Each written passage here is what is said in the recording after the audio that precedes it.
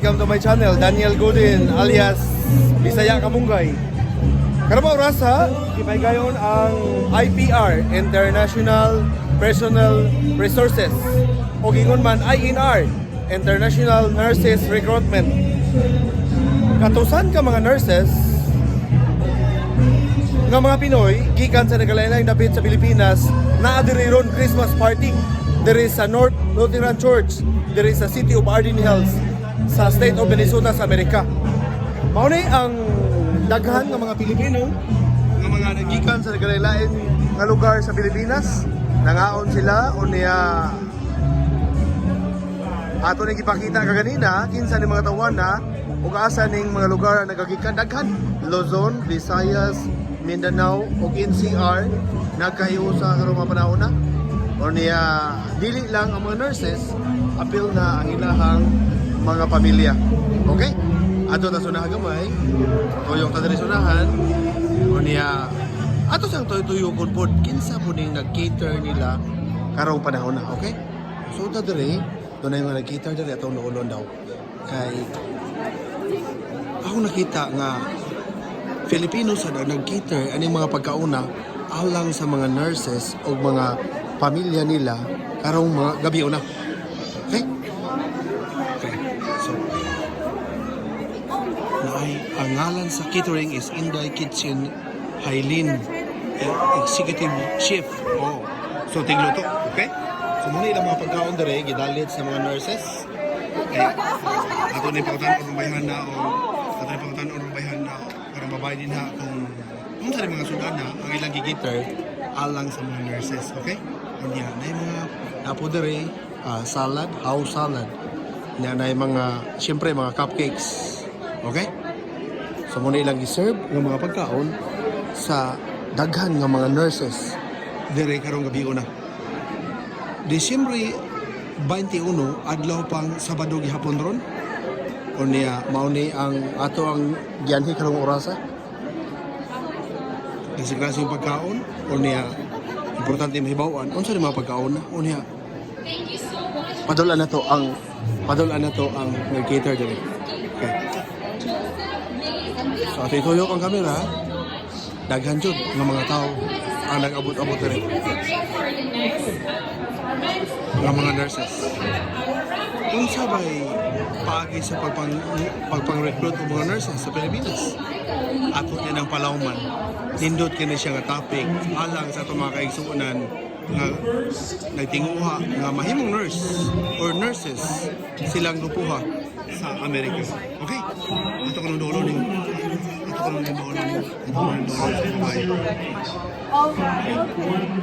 Hi! Filipino? Filipino, right? Filipino, yes. Saan ka sa atin? From Cebu. From Cebu? Yes. Oh, so Cebuano? Cebuano. Bisaya? Bisaya, Bisaya. Ikaw mo nag-cater sa mga nurses dere sa Kalihukan karon? Yes. Okay. Ano sa'yo nga mong catering? It's called Inday's Kitchen. Okay. Yes. So ikaw may executive chef? Yes. Wow. Ako ang executive chef. And I own the business too. Oh, okay. Yes. Pila ka sila ka mga nurses karong gabi una sa imong estimate? It's over 500 people. Over 500 people. Yes. The volunteers and nurses. Ang nurses na wala abot nilang pamilya? Apil na pamilya. Ah, okay. It's included with the family, of course. Oh, okay. Okay. Kung saan mga pagkaon, giandam ninyo para nila karong gabi una? It's all Filipino food, like chicken adobo, pork apretada, and chop suey with straw mushrooms and quail eggs, and pancit, chicken pancit, and we have salad, cupcakes, and we have also pork loin. And this is Scott, my husband. Muna imong husband, this is your husband, right? Assistant to the chef. Scott. So Scott, your last name is? Zimmer. Zimmer. Scott Zimmer. So, who started this catering business, sir? Here. Inday Hailin, right? Together we come up with Inday. Oh, that's why. So, how did you start catering in Minnesota? It's hard to sa pag-start ng business in Minnesota. Yeah. Years in the chef. It's been 30 years. I came over here back in 90s, and then I been a chef and I've been doing this business since then. It started with small, maliit lang gamay. And then what happened is, you know, and we help a lot of people, a lot of Filipinos. Yeah, so it's cool. It's nice. Nindot nga makatapang ka sa isig ka. So, diin ka nakakataon sa pagluto. How did you learn doing this menu or dishes? What kind of... Well, when I was a kid, 7 years old, I've always been helping my mom sa kusina. So anyway, ang akong mama, they're chefs. Then I went to college when back home in Cebu. Oh, really? Back in 1980. So, and I graduated my hotel and restaurant management. Really? What And school? At Cebu Central College at that time. CCC, now you're University of Cebu. Yes. Wow. And then I got some training from Japan. So I cook pretty much everything, but my specialty is the Filipino. So, you serve not only nurses in Minnesota, but other group also? Oh, yes. Organizations? Yes, Like yeah. what organization? I have a lot. Daghan kay ko ng customers from Regents Hospital, the surgeons, doctors. Pretty Do small much. birthday And parties small from birthday 25 parties. all the way up to 400, 500 like Yes, tonight. yes. For those who don't know yet, how much they have to the money they prepare for particular catering, for example, It depends number kung of budget. people. It depends upon what we have and we work with it. Oh, okay. So we're not that very expensive. That, you know, we work with people na pila ang ilang budget. Work with your budget. Yeah, whatever your budget is. Yeah. So, how many years in this business? Catering? How many years in Minnesota? 30 years. 30 years. Kung doon ay mga Filipino organizations or Filipino wanted to celebrate their weddings, anniversaries, debuts, or with any celebration, what number or how they contact you? Look up Indai's Kitchen, indai@gmail.com. Okay. And what phone number? That will be 651-600-2610. Asa mo gikan sa Pilipinas, sa Cebu? Taga Toledo ko, Bato Toledo. So sa pagkatalaga, ang last name nimo is Tabares. Tabares, and then pagkaminyo na Zimmer. Yes. So Inday Hailin, Tabares, Zimmer. Yes. Sa mga Filipino nga gusto mo tilaw, mo try sa imong food, what's your message to them? Kung gusto mo mutila o kaning authentic Filipino gyud nga pagkaon ginato sa ato ang native, just contact me. I'll work with you. Kung unsay gusto ninyo, everything you need, I can do it. From the Philippines to whatever Asian food you need. I can even do a lot of American. And then we specializing for a pork belly, rolled pork belly Cebu. And Scott is specializing Pork belly. in that. His pork belly is very good. Wow. He's specializing for pork belly. Doon ay mga tao nga dili sila gusto og meat, vegetarian, maka-serve sa ka. Yes.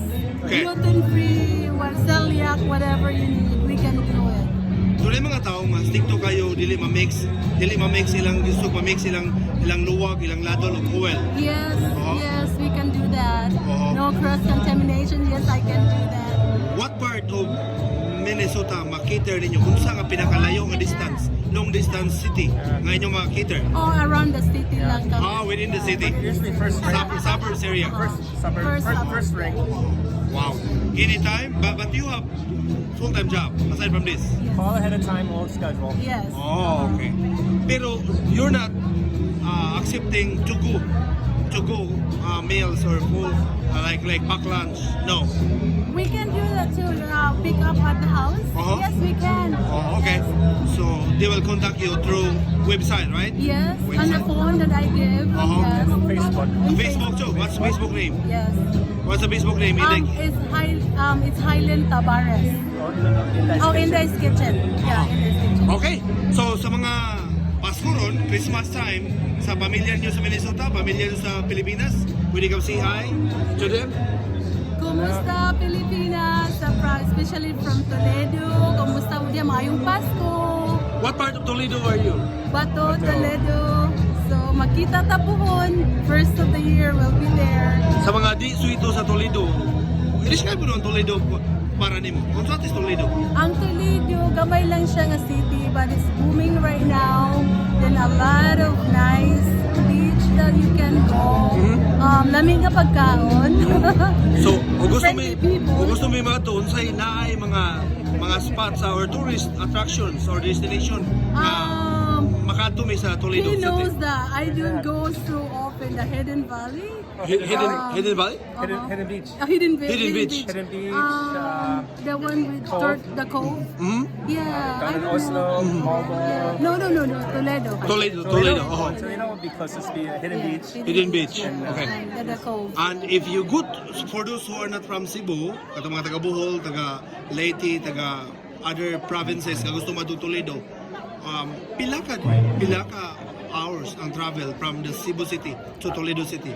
1.5 hours directly west of the city. Yes. So, thank you so much and Merry Christmas. Merry Thank you, Merry Christmas. Christmas. God bless. Thank you.